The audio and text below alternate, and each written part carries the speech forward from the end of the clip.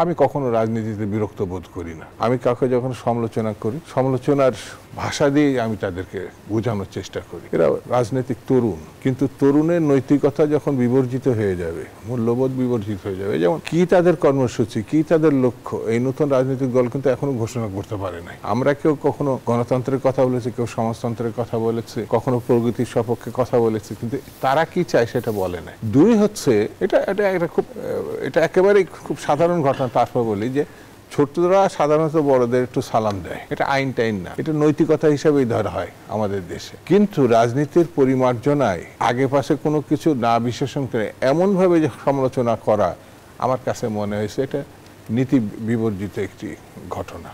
আমি তাদেরকে, যদি তারা কষ্ট পেয়ে থাকে, সরি, আমি আপনার অনুষ্ঠানে বলছি সরি, কিন্তু এইভাবে রাজনীতিকে সুপ্রতিষ্ঠিত করা যাবে না, এটা ঠিক না। পারস্পরিক শ্রদ্ধাবোধটা থাকতে হবে, বয়স যাই হোক না কেন।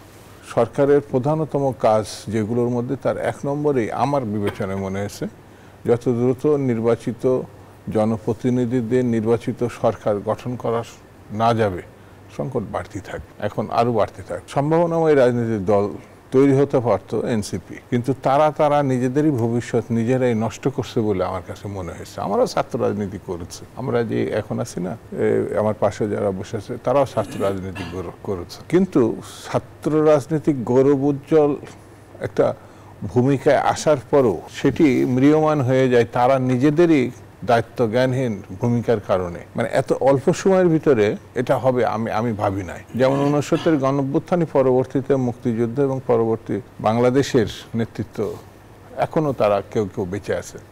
৯০ গণঅভ্যুত্থানে তেমনি, শুধু একটি রাজনৈতিক দল না, জাতীয় রাজনীতির ক্ষেত্রে তারা একটা পর্যায়ে যায়। ২৪শে গণঅভ্যুত্থানের পরে আমি ভীষণভাবে প্রত্যাশা করছি যে এরা একদিন বাংলাদেশের নেতৃত্বের আসনে আসবে, বিভিন্ন জায়গায় তারা থাকবে।